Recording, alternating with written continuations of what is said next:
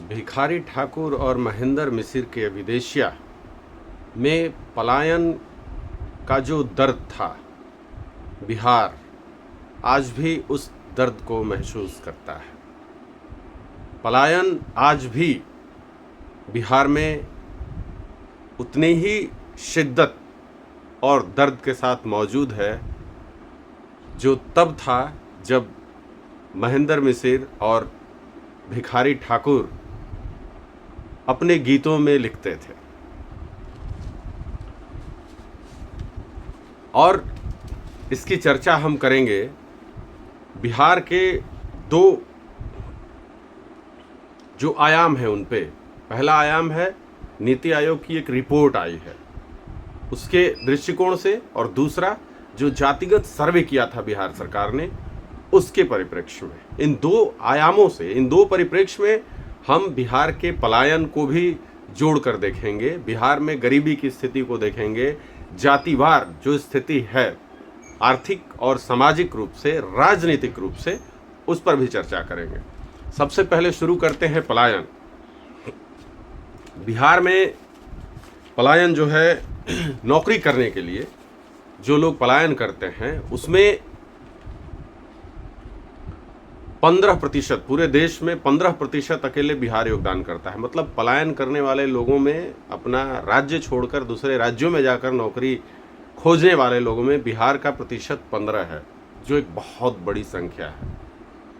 उत्तर प्रदेश एक नंबर पर है, तो चूंकि उत्तर प्रदेश की जनसंख्या बहुत बड़ी है तो उस हिसाब से अगर बिहार का योगदान 15% भी है तो एक बहुत बड़ा प्रतिशत, बहुत बड़ी संख्या कही जाएगी जो नौकरी की खोज में, रोजगार की खोज में बिहार छोड़कर बाहर जाती है।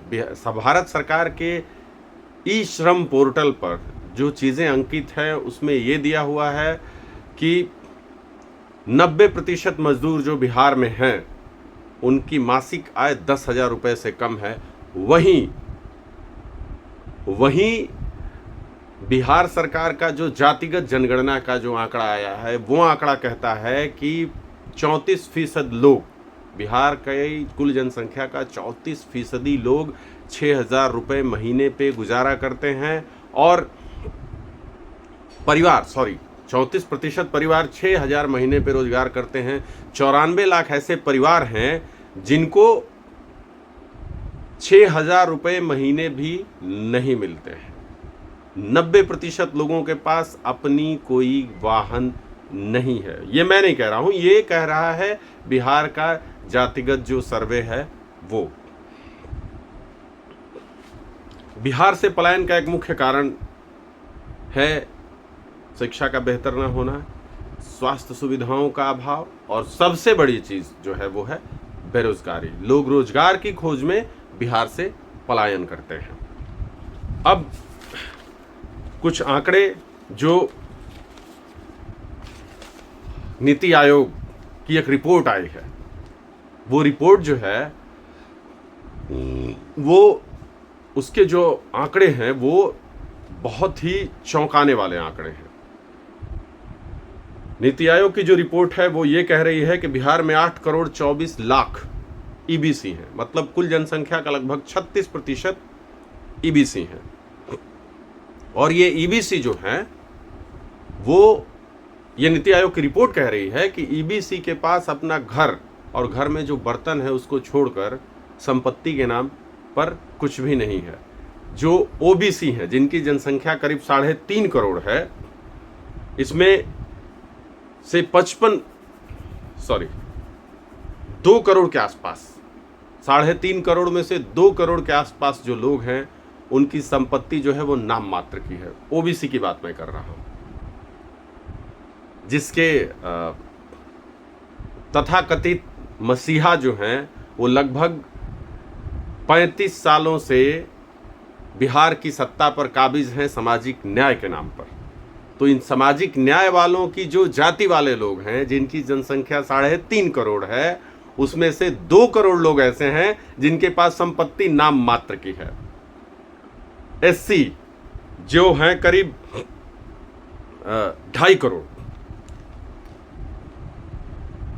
ये 2.5 करोड़ जो SC हैं, शेड्यूल कास्ट हैं, इनमें से 55% लोगों के पास कोई संपत्ति नहीं है, जीरो संपत्ति के नाम पर ये जीरो हैं। ये नीति आयोग की रिपोर्ट कह रही है। जनरल क्लास 2 करोड़ लोग हैं और उसमें 27% लोग अत्यंत गरीब हैं। सबसे बड़ी बात है, नीति आयोग की रिपोर्ट कह रही है कि बिहार में 50% जनसंख्या जो है वो बिलो पॉवर्टी लाइन है और बिहार में सामाजिक न्याय वालों की सरकार है। ये चीज़ें अपने आप में कॉन्ट्राडिक्ट करती हैं, विरोधाभासी हैं।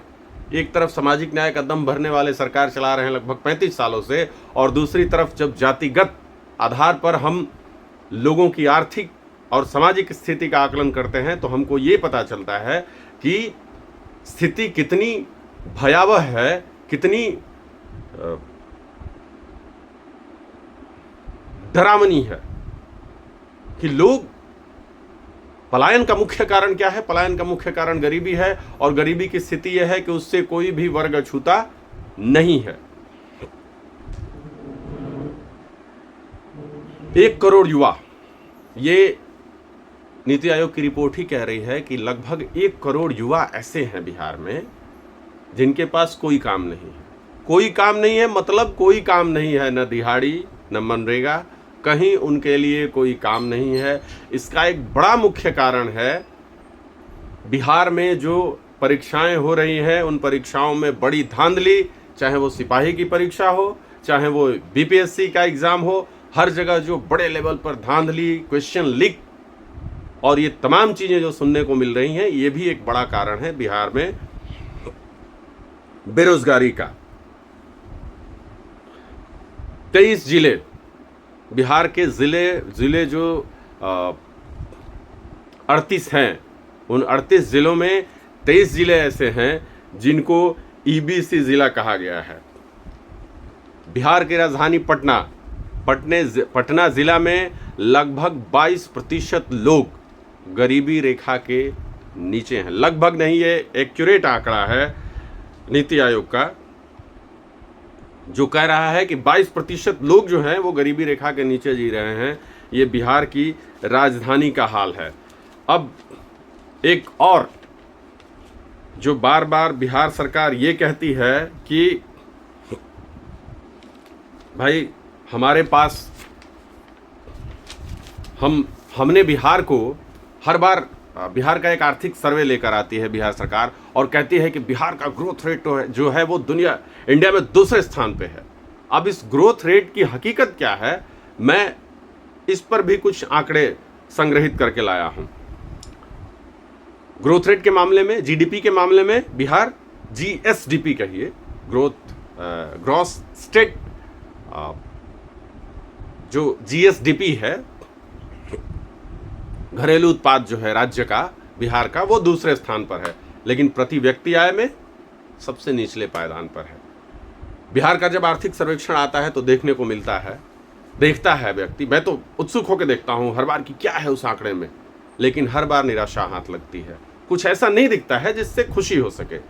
ग्रोथ रेट तो दिखता है, लेकिन जब उम्मीद ये होती है कि नहीं, ये देखा जाए कि प्रति व्यक्ति आय में क्या चीज़ें होती हैं, तो प्रति व्यक्ति आय की स्थिति ये है बिहार की कि ये लगभग 10 सालों से ढाक के वही 3 पात, थोड़ा बहुत उसमें बढ़ोतरी है, बाकी जस की तस स्थिति है। एक जिला है बिहार में, शिवहर, आपको जानकर आश्चर्य होगा कि 1 दशक से ऊपर समय से वहाँ पर प्रति व्यक्ति आय का आंकड़ा जो है वो 20,000 को नहीं पार कर रहा है, सालाना 20,000 को पार नहीं कर पाया है, 1 दशक से ऊपर हो गया। लेकिन बिहार में सामाजिक न्याय की, और अब तो लगभग 35 सालों से सामाजिक न्याय वालों की सरकार है और अब तो बिहार में बहार है। चलिए, बिहार में जो प्रति व्यक्ति आय है वो देश की जो औसत प्रति व्यक्ति आय है उसका 1/6वां भाग है, 1/6 है, और तेलंगाना, हरियाणा और कर्नाटक जैसे राज्यों का 1/9वां भाग है। अब आप सोचिए कि बिहार किस स्थिति में आज के समय में खड़ा है प्रति व्यक्ति आय के मामले में।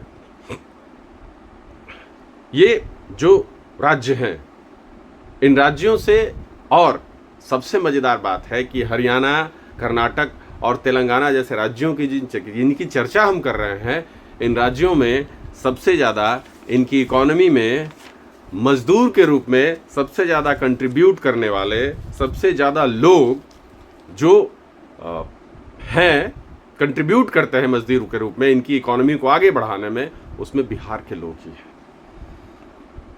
बिहार में अब आते हैं राजनीतिक स्थिति पर। बिहार में ओबीसी विधायक 42% हैं। सबसे अधिक, जाति का नाम नहीं लूंगा नहीं तो बेईमानी हो जाएगी, लोग कहेंगे कि जाति की बात कर रहे हैं, लेकिन एक आइडिया है मोटा मोटी जो बिहार सरकार के जातिगत सर्वे में ही आया है। ये मैं नहीं कह रहा हूं कि सबसे अधिक किसी जाति के विधायक हैं तो वो यादव हैं, जिनकी संख्या लगभग 21% है। वैश्य जो हैं वो 10% हैं, कुशवाहा 7%, कुर्मी 4%, एससी 16%, मुस्लिम विधायक 8%। 36% आबादी वाले, 8 करोड़ के आसपास जनसंख्या वाले ईबीसी की कहीं कोई चर्चा, जातिगत राजनीतिक जो स्थिति है बिहार में उसमें इनकी कहीं कोई चर्चा नहीं है। जबकि सबसे बड़ी जनसंख्या बिहार में ईबीसी की है, तो चर्चा इनकी भी जो जातिगत जनगणना है उसमें ज़रूर होनी चाहिए थी कि आखिर कितने प्रतिशत ईबीसी के लोग विधायक हैं। इसमें जनरल जो हैं उनके विधायक हैं लगभग सबको मिलके 16% के आसपास, 15 से 16% के आसपास, जो जनसंख्या के कंपैरिजन में अधिक हैं। कुल ये जो मैंने आपको बातें बताई, इसका लब्बो लुआब ये है कि बिहार में तथाकथित रूप से पिछले 35 सालों से